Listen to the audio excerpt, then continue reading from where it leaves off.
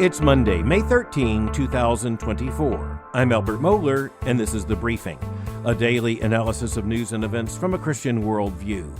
You know, Mother's Day tends to bring out the very best in our culture and simultaneously to bring out the very worst. And on this Monday after Mother's Day, it's important that we look back at the landscape a bit. And on that landscape, there's a not insignificant amount of wreckage. And with heavy hearts, we do need to take a look at what we're dealing with here, because this is really, really important. As a matter of fact, Christians understand that it's far more important than the world understands. There are some very deep issues at stake here, but I want to begin with the most troubling development I saw over the weekend.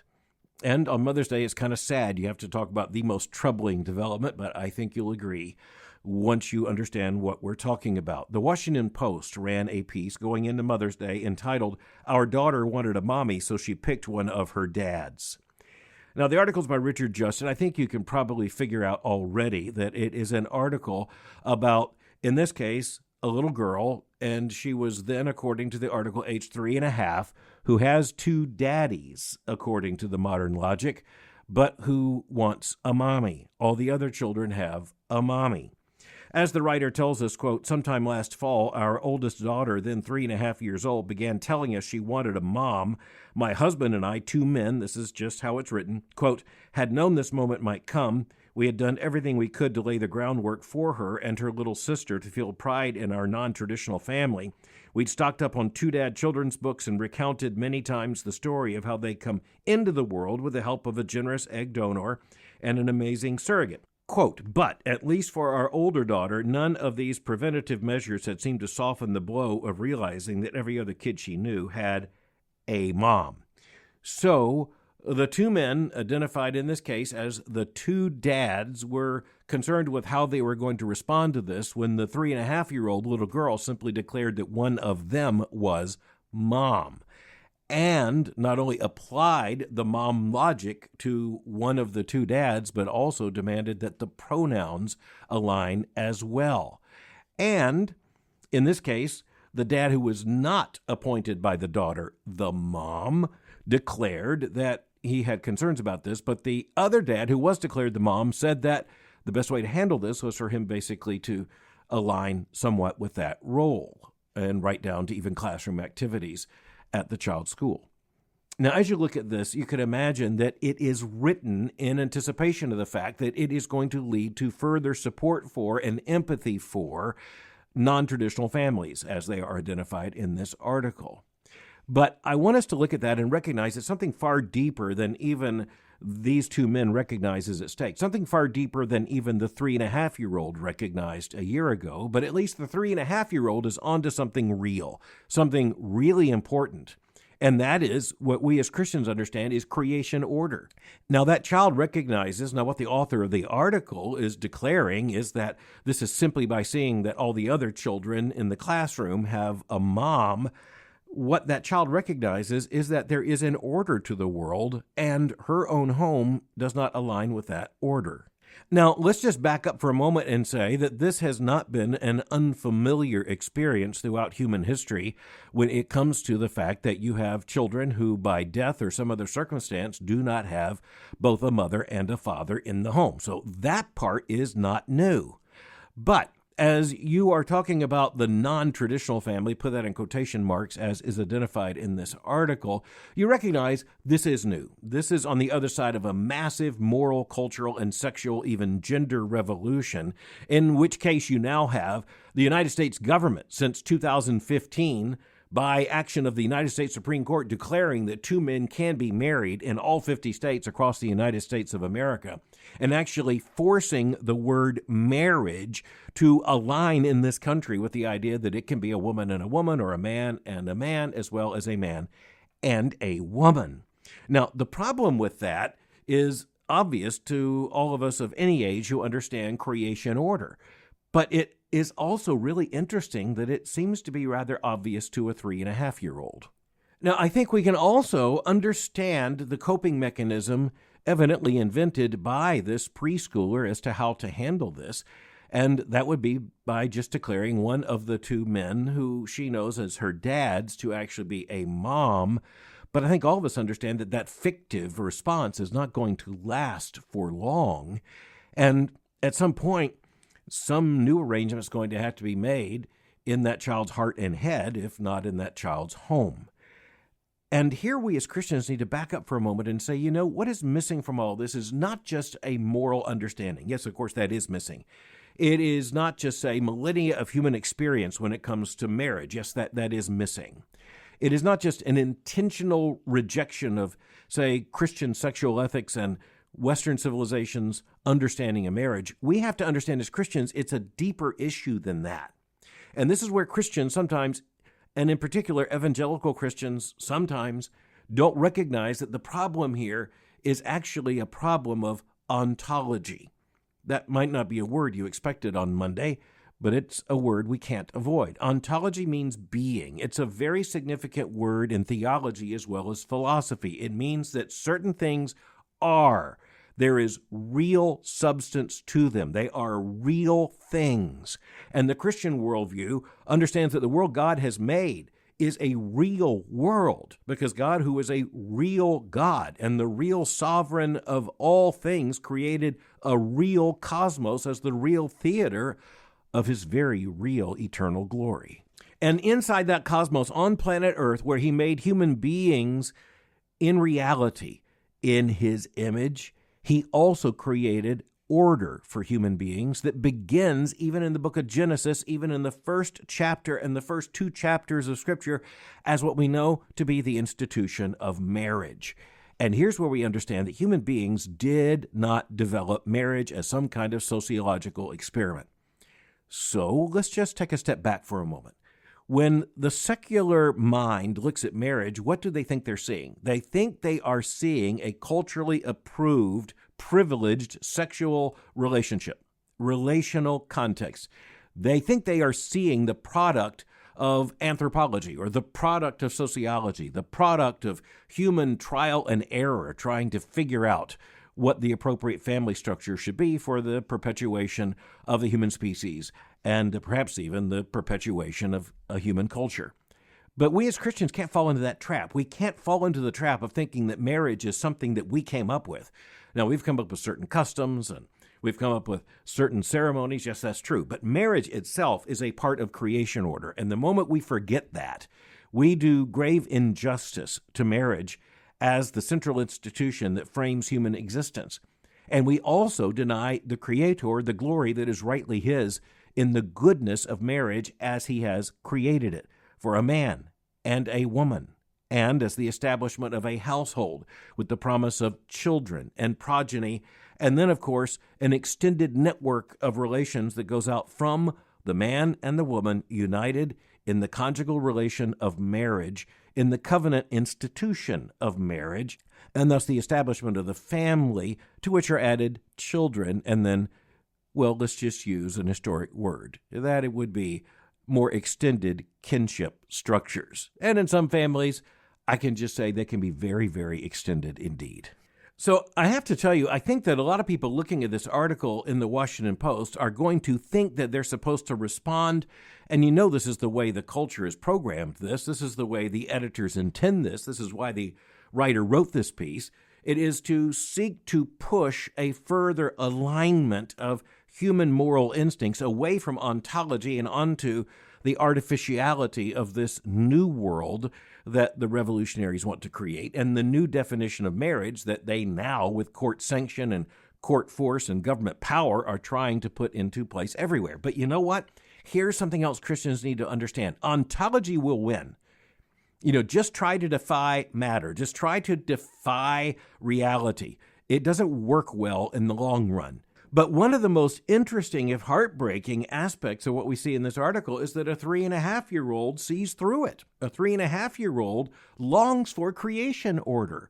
Now, I also want to say, from a Christian ethical perspective, we want that child cared for, we want that child fed, and we should be glad that that child is cared for and fed.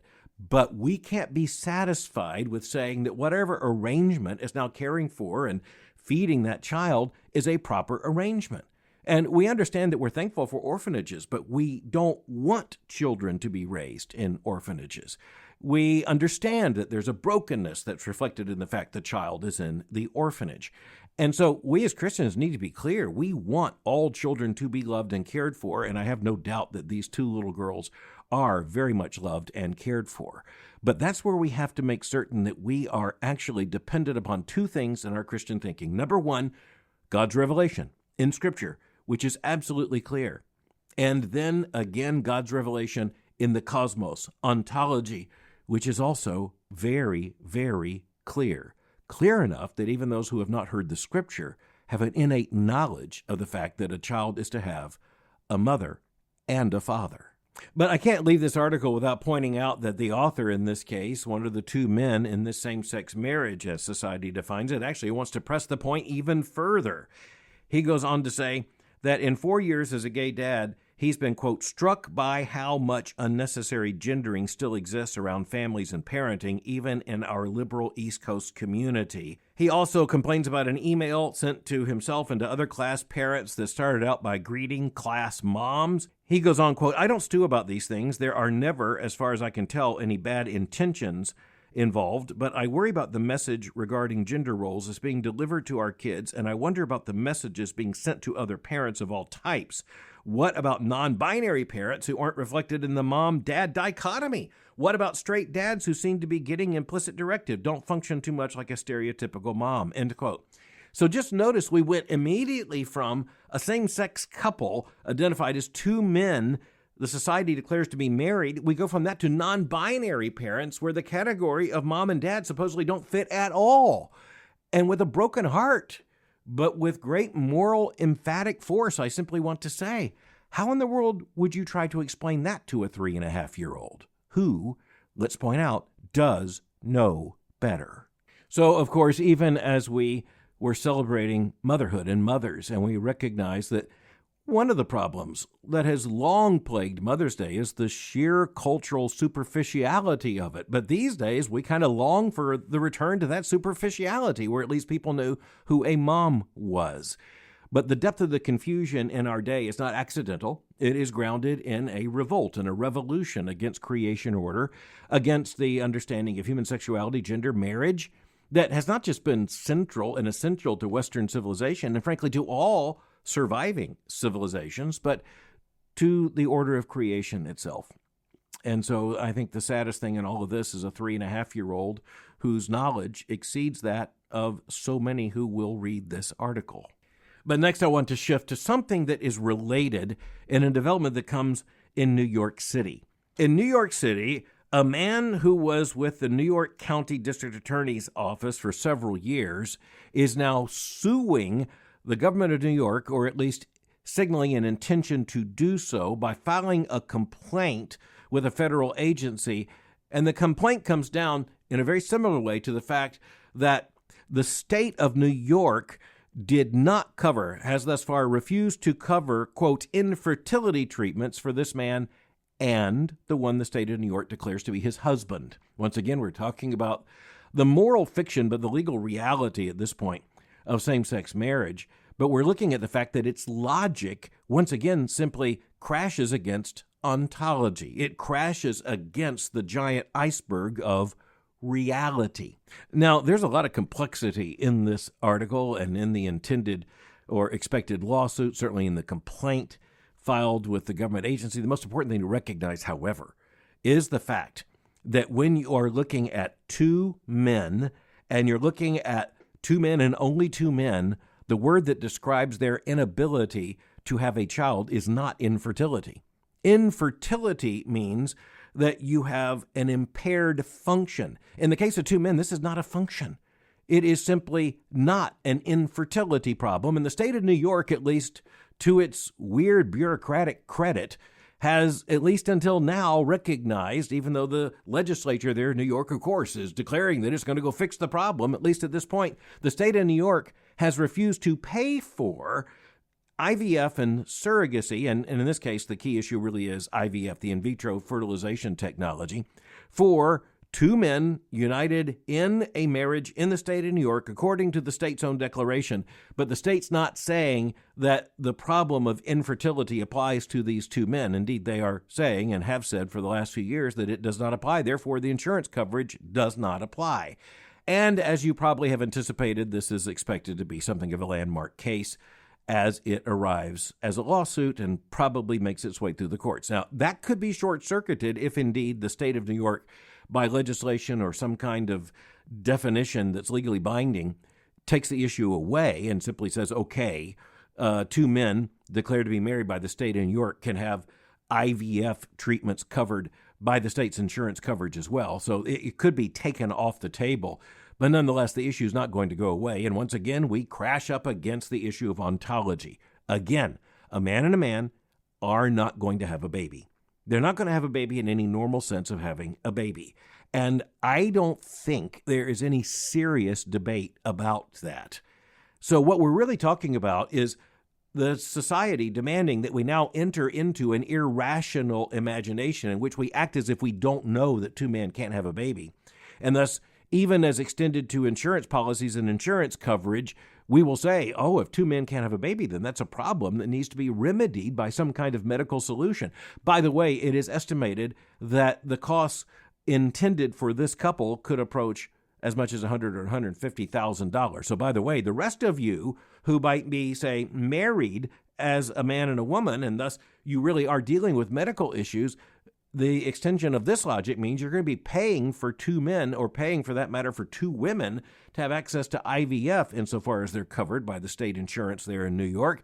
And again, look at the money you're going to be paying for this. So this kind of insanity, by the way, we just need to note this isn't the most important thing, but it's not an irrelevant thing. This kind of insanity doesn't go cheap.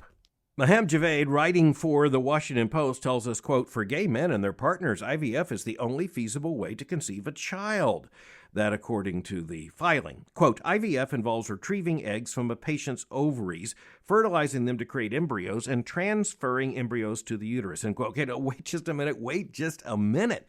This article begins by talking about two men. Let's just state the obvious. The body parts just mentioned aren't there at all. But the article continues nonetheless, quote, the lawsuit alleges that the city's policy should cover the egg retrieval and the creation of an embryo, benefits that can cost tens of thousands of dollars out of pocket, that it already offers to other employees for all couples, including gay couples.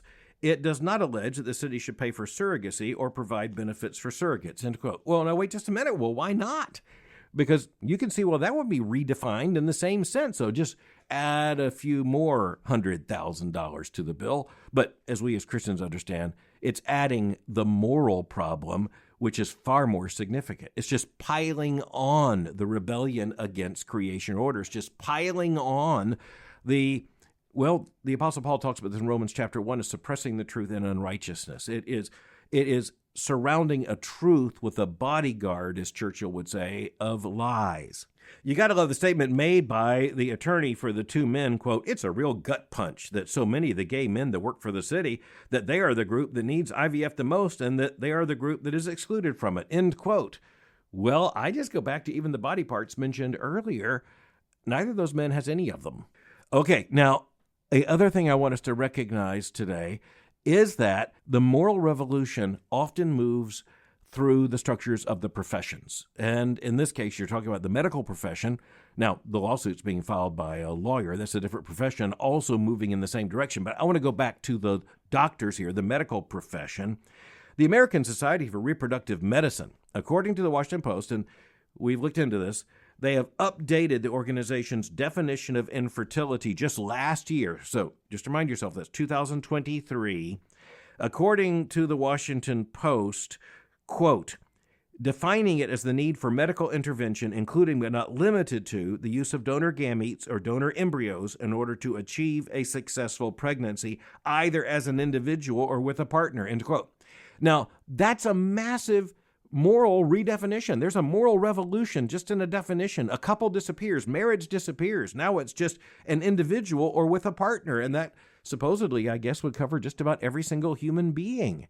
And you can see where the logic of this goes. And by the way, don't miss the financial logic of this as well. The financial logic is that you're going to have big money on the line and a lot more IVF if insurance coverage is going to cover not only every married couple as a union of a man and a woman, but a man and a man, a woman and a woman, for that matter, just about anybody individually. That means everybody. Everybody deserves an embryo. And in a society that doesn't recognize the morality any longer, you have to wonder if they would at least recognize the money. But then again, when you look at our society, they'll sacrifice the money for the new artificial morality. The New York Times, by the way, reports that for this couple, quote, the entire process, including the surrogate's fee and multiple rounds of IVF, could cost between $150,000 and $200,000. But then again, here's the issue for Christians. If you refuse to take into consideration the far more significant moral cost, you'll find a way to get around the financial costs as well.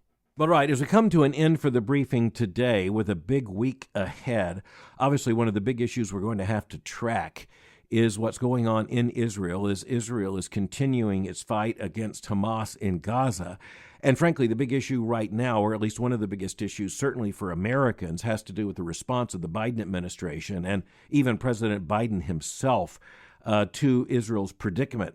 And we're now talking about the president blocking certain armaments and weapons being sent to Israel. It's a complicated situation, but there's really a simple bottom line to it, which is that the president, largely driven, almost acknowledged by his own staff as by domestic political pressures, you are looking at the Biden administration now responding by basically changing the policy towards Israel in such a way that it is going to hamper Israel's ability to defend itself against Hamas. Now, that's not to say there aren't legitimate issues that can be raised about how Israel conducts this effort against Hamas there in Gaza. And this has been pretty much a part of international conversation. But at this point, you also have to raise the issue, which we'll talk about later this week, as to whether or not those who are raising this concern also are trying to raise not only the political stakes, but frankly, to make it even more difficult for Israel to defend itself, and in a way that's likely to lead to even greater suffering on the part of the people there in Gaza, potentially even greater death and destruction. Those who are playing with this as a political issue better recognize they are playing with fire. It's also interesting to note that President Biden's advisors are pointing back to the 1980s when President Ronald Reagan also held back some deliveries of weaponry. In the case of President Reagan, it was F-16 fighters to Israel, when you had President Reagan locked into a certain political conflict with then Israeli Prime Minister Menachem Begin. But what the Biden folks aren't acknowledging is that at that point, Israel's existence was not on the line by the delivery of those F-16 fighters, that the F-16 was going to be a long-term investment for Israel, and President Reagan was using it for political leverage to force certain accommodations from the Israeli government. That's quite a different thing than when Israel is fighting a war against Hamas that launched a massacre on the nation in a surprise attack back on October the 7th. It is, in moral terms, a fundamentally different situation, also in defense terms, a fundamentally different situation. And it's one that demands our attention and our moral concern as well. But the situation in Israel also demands that we look at several other issues and, of course, what's going on America's college campuses. And that means, as we look to the week ahead, and as we look at the week, and especially the weekend behind us, we're talking about what did happen on campuses, but the bigger story might be what didn't happen, as in commencement ceremonies. It is becoming more and more apparent that much of the political context here in the United States has everything to do with the 2024 presidential election and far less to do with what's going on there in Gaza or in the larger Middle East. And we are looking at what could nonetheless be a fundamental change, not only in the relationship between the United States and Israel, that's problematic enough, but in Israel's relationship to its future and the ability of Israel to defend itself, and quite honestly, for a future for the Palestinian people trapped there in Gaza. One of the big questions is, how in the world is there going to be an adequate, peaceful reset in such a way that not only the Israelis can continue to live there in Israel, but you can also have the Palestinians have a quality of life that has been threatened by the leadership of the Palestinian movement for the course of the last several decades. Now, of course, there's more to it than that, but there's not less to it than that. And as we pray for the peace of Jerusalem, we need to recognize we have a moral responsibility to come to terms with what's really going on there. and why it matters. Thanks for listening to The Briefing. For more information, go to my website at albertmohler.com. You can follow me on Twitter or X by going to twitter.com/Albert Mohler.